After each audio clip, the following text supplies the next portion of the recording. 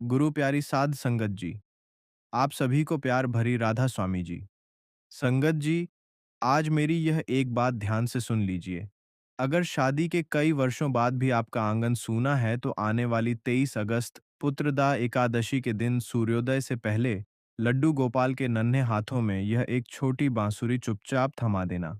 आपके घर में नन्हे बालक की किलकारी गूंजने में देर नहीं लगेगी, क्योंकि सनातन धर्म शास्त्रों और गर्ग संहिता में साफ लिखा है कि श्रावण पुत्रदा एकादशी के दिन लड्डू गोपाल अपने भक्तों पर सबसे ज्यादा वात्सल्य लुटाते हैं। बांसुरी भगवान श्री कृष्ण के प्राणों से भी ज्यादा प्यारी है। जो माता पिता इस पावन दिन पर सही भाव से लड्डू गोपाल को यह दिव्य भेंट अर्पित करते हैं, उनकी सूनी गोद में साक्षात कन्हैया जैसा तेजस्वी बालक खेलने का वरदान प्राप्त होता है। लेकिन ध्यान रहे, यह बांसुरी कोई साधारण बांसुरी नहीं होनी चाहिए। अगर आपने गलत धातु की टूटी फूटी या बिना प्राण प्रतिष्ठा की बांसुरी अर्पित कर दी तो इस उपाय का फल अधूरा रह सकता है। इसे सही मुहूर्त, सही दिशा और एक खास गुप्त नियम के साथ ही अर्पित करना जरूरी है। इसके अलावा इस दिन लड्डू गोपाल की सेवा करते समय अनजाने में की जाने वाली दो ऐसी भयंकर भूलें भी हैं जिनसे हर भक्त को बचना बेहद जरूरी है। इसलिए अपने कुल के उद्धार, संतान सुख और अखंड सौभाग्य के लिए मेरी हाथ जोड़कर विनती है कि अगर आप हमारे चैनल पर नए हैं तो हमारे चैनल को सब्सक्राइब जरूर कर लें और कमेंट बॉक्स में राधा स्वामी जी जरूर लिखें और इसे अंत तक ध्यान से सुनें। संगत जी, अब अपने मन और आत्मा को पूरी तरह एकाग्र करके सुनिए कि आखिर श्रावण पुत्रदा एकादशी के दिन लड्डू गोपाल को बांसुरी अर्पित करने का इतना अलौकिक महत्व क्यों बताया गया है। सनातन धर्म के पुराणों में बताया गया है कि सावन का यह पवित्र महीना देवों के देव महादेव और भगवान श्री कृष्ण दोनों की असीम कृपा का समय माना जाता है। सावन शुक्ल पक्ष की यह एकादशी पवित्र पावन पुत्रदा एकादशी कहलाती है, जो निसंतान दंपतियों के जीवन से हर तरह के बांझपन और पितृदोष के अंधकार को मिटाने के लिए साक्षात कल्प वृक्ष के समान है। भगवान श्री कृष्ण का बाल स्वरूप यानी लड्डू गोपाल साक्षात वात्सल्य, प्रेम और संतान सुख के अधिष्ठाता देव हैं। शास्त्रों में कहा गया है कि जिस घर में लड्डू गोपाल की सेवा पुत्र के समान की जाती है, उस घर के आंगन को भगवान कभी सूना नहीं रहने देते। और बांसुरी, जो भगवान के अधरों से हमेशा स्पर्श रहती है, वह केवल एक वाद्य यंत्र नहीं बल्कि आकर्षण, सम्मोहन, नवजीवन और सकारात्मक ऊर्जा का परम प्रतीक है। प्राचीन मान्यताओं के अनुसार जब कोई दंपत्ति पुत्रदा एकादशी की पावन बेला में सच्चे हृदय से प्रार्थना करते हुए लड्डू गोपाल के चरणों में बांसुरी अर्पित करता है, तो भगवान श्री कृष्ण उसकी मौन पुकार को तुरंत स्वीकार कर लेते हैं। बांसुरी की मीठी धुन की तरह ही उस घर में बच्चे की किलकारियां गूंजने लगती हैं और वंश की वृद्धि का रास्ता खुल जाता है। लेकिन लड्डू गोपाल को बांसुरी अर्पित करने और उनका खास श्रृंगार करने का सबसे सही शुभ मुहूर्त कौन सा है? अगर मुहूर्त का समय निकल गया तो इसका असर कैसे कम हो सकता है? वात्सल्य और ममता के भाव से परिपूर्ण भक्तों, अब अपने ध्यान को पूरी तरह केंद्रित करके सुनिए कि 23 अगस्त की इस पावन श्रावण पुत्रदा एकादशी पर लड्डू गोपाल की सेवा, बांसुरी अर्पण और व्रत पारण का सबसे सही और फलदायी मुहूर्त कौन सा है। वैदिक पंचांग के अनुसार सावन मास के शुक्ल पक्ष की एकादशी तिथि 23 अगस्त रविवार को तड़के सुबह 2 बजे से शुरू होकर अगले दिन यानी 24 अगस्त को सुबह 4:18 तक रहेगी। उदया तिथि के नियम के अनुसार यह महाव्रत और अनुष्ठान 23 अगस्त को ही किया जाएगा। लड्डू गोपाल के पंचामृत अभिषेक, खास श्रृंगार और बांसुरी अर्पण का सबसे अच्छा और अमृत मुहूर्त सुबह 7:32 से लेकर दोपहर 12:24 तक रहेगा। इसके साथ ही दोपहर 12 बजे से लेकर 12:52 तक अभिजीत मुहूर्त का बहुत शुभ प्रभाव रहेगा।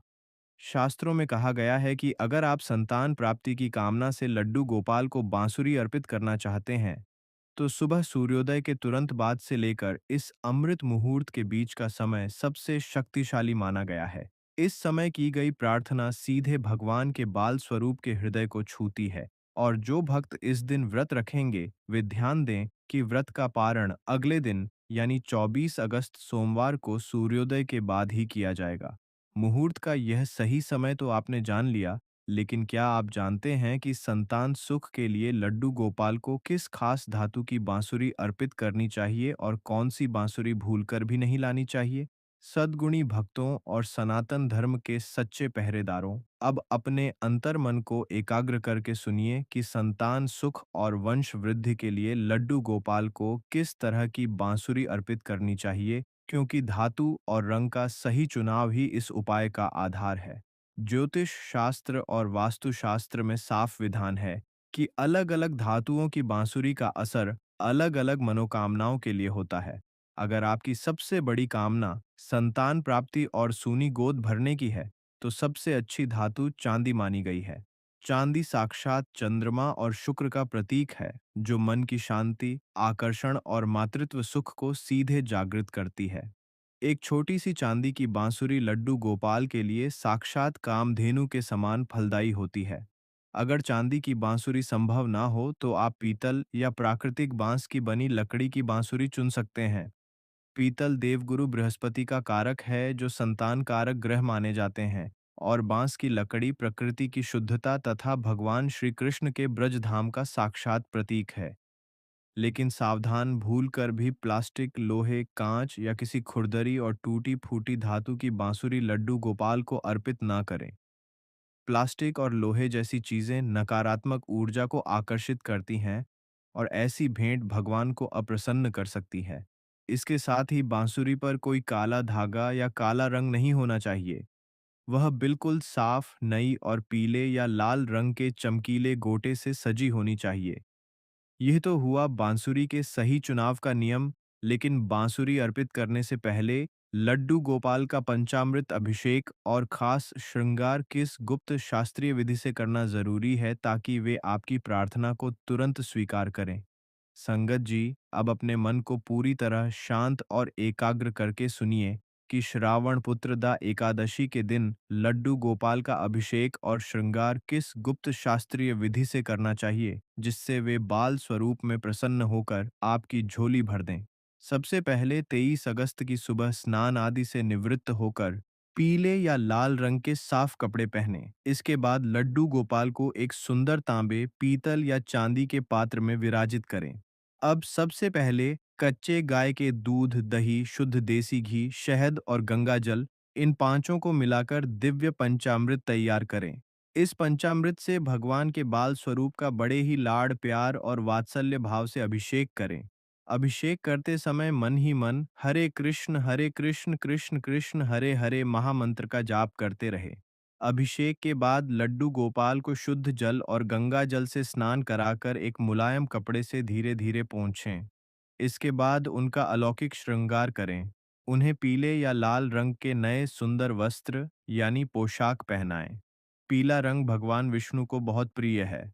उनके मस्तक पर गोपी चंदन या शुद्ध अष्टगंध का तिलक लगाएं और बीच में एक छोटा सा कुमकुम का बिंदु सजाएं। उनके सिर पर मोर पंख वाला सुंदर मुकुट पहनाएं। श्रृंगार के बाद उन्हें उनका सबसे प्रिय भोग ताजा माखन और मिश्री अर्पित करें। ध्यान रहे कि एकादशी के दिन लड्डू गोपाल के भोग में तुलसी दल रखना जरूरी है, क्योंकि बिना तुलसी के भगवान भोग स्वीकार नहीं करते। यह तो हुआ भगवान का पंचामृत स्नान और मनमोहक श्रृंगार, लेकिन अब वह सबसे मुख्य और गुप्त महा उपाय कौन सा है? वह छोटी बांसुरी किस खास विधि और मंत्र के साथ लड्डू गोपाल के नन्हे हाथों में थमानी है, जिससे सूने आंगन में नन्हे बालक की किलकारी गूंज उठे?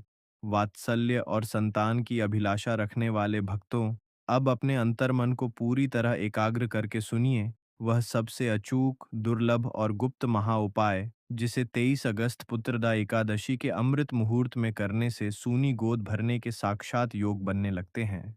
जब लड्डू गोपाल का श्रृंगार और भोग पूरा हो जाए, तब वह लाई गई नई बांसुरी, चाहे वह चांदी की हो, पीतल की हो या बांस की, उसे एक साफ थाली में रखें। बांसुरी की प्राण ऊर्जा जागृत करने की विधि यह है कि सबसे पहले उस बांसुरी पर गंगा जल के छींटे दें। इसके बाद शुद्ध रोली या कुमकुम से बांसुरी पर 3 स्वास्तिक या 7 छोटे छोटे तिलक लगाएं। अब एक लाल या पीला कलावा यानी मौली लेकर बांसुरी के बीच में 7 बार लपेटते हुए गांठ बांध दें। यह कलावा आपके संकल्प और मनोकामना का रक्षा कवच बनता है। अर्पण का सही नियम और गुप्त मंत्र यह है कि अब संभव हो तो पति और पत्नी दोनों मिलकर श्रद्धापूर्वक अपने दोनों हाथों में उस बांसुरी को पकड़ें। इसके बाद बड़े ही कोमल और लाडले भाव से उस बांसुरी को लड्डू गोपाल के दोनों नन्हे हाथों में स्पर्श कराते हुए उनके अधरों यानी होठों के पास सजा दें। जैसे ही आप बांसुरी उनके हाथों में थमाएं, अपनी आंखें बंद करके सच्चे हृदय से इस सिद्ध संतान गोपाल मंत्र का 11 या 21 बार जाप करें। क्लीन देव की सुत गोविंद वासुदेव जगतपते, देहि में तनयम कृष्ण त्वामहम शरणम गतः। अगर आपको यह बड़ा मंत्र बोलने में कठिनाई हो तो केवल बाल कृष्ण के इस सरल मंत्र का मन ही मन 108 बार जाप करें। एयूएम नमो भगवते वासुदेवाय या जय कन्हैया लाल की, मदन गोपाल की। मंत्र जाप के बाद लड्डू गोपाल से एक छोटे बालक की तरह हठ और प्रार्थना करते हुए कहें, हे बाल गोपाल, जैसे यह बांसुरी आपके हाथों की शोभा बढ़ा रही है, वैसे ही मेरे सूने आंगन में एक नन्हे बालक की किलकारी गूंजा दीजिए। यह तो हुआ बांसुरी अर्पण करने का सबसे अचूक और शास्त्रीय महा उपाय, लेकिन पूजा पूरी होने के बाद उस अर्पित बांसुरी का आगे क्या करना है? उसे मंदिर में ही रखना है, अपने सिरहाने रखना है या तिजोरी में, ताकि इस उपाय का पूरा और जल्दी फल प्राप्त हो सके? भक्ति और श्रद्धा से परिपूर्ण संगत जी, अब बहुत ध्यान से सुनिए कि जब आप 23 अगस्त पुत्रदा एकादशी के दिन लड्डू गोपाल को यह सिद्ध बांसुरी अर्पित कर दें, तो पूजा के बाद उस बांसुरी का क्या करना है ताकि उसका चमत्कारी फल आपको जल्द से जल्द मिले। शास्त्रों और ग्रंथों में बताया गया है कि जब कोई वस्तु मंत्रों द्वारा सिद्ध करके भगवान के श्री अंगों से स्पर्श करा दी जाती है, तो वह साक्षात दिव्य ऊर्जा का केंद्र बन जाती है। पहला और सबसे श्रेष्ठ नियम यह है कि एकादशी के पूरे दिन और रात उस बांसुरी को लड्डू गोपाल के नन्हे हाथों में ही सुसज्जित रहने दें। अगले दिन यानी 24 अगस्त को जब आप व्रत का पारण करें और भगवान की सुबह की पूजा पूरी करें, तब हाथ जोड़कर भगवान से आज्ञा लें। अगर आपकी सबसे बड़ी कामना संतान प्राप्ति और सूनी गोद भरने की है, तो भगवान से प्रार्थना करके उस सिद्ध बांसुरी को एक नए लाल या पीले रेशमी कपड़े में लपेट लें। इसके बाद उस बांसुरी को अपने शयन कक्ष में अपने गद्दे या तकिए के नीचे सिरहाने की तरफ रख लें। यह सिद्ध बांसुरी वास्तु दोष और नकारात्मक ऊर्जा को खत्म कर संतानोत्पत्ति के दिव्य योग को जागृत करती है। और अगर आप यह उपाय घर की सुख शांति, दरिद्रता मुक्ति और बच्चों की उन्नति के लिए कर रहे हैं, तो इस बांसुरी को अपने घर की उत्तर पूर्व दिशा यानी ईशान कोण में पूजा घर में लड्डू गोपाल के पास या अपनी तिजोरी या अलमारी में सुरक्षित रख दें।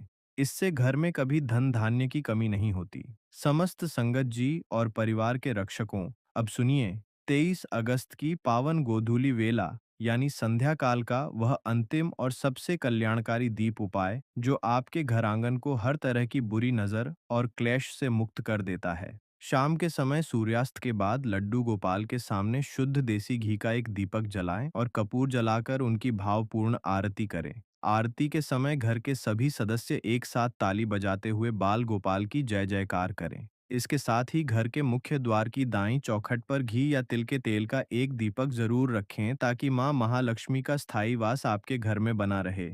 हे बाल गोपाल, हे माखन छोर, हे जगत के पालनहार भगवान श्री कृष्ण, इस पावन कथा और उपाय को सच्चे मन से सुनने वाले हर एक भक्त की सूनी झोली को संतान सुख से भर देना, उनके घर में नन्हे कान्हा की मधुर किलकारी गूंजा देना और पूरे परिवार को आरोग्य तथा अखंड सौभाग्य का वरदान देना।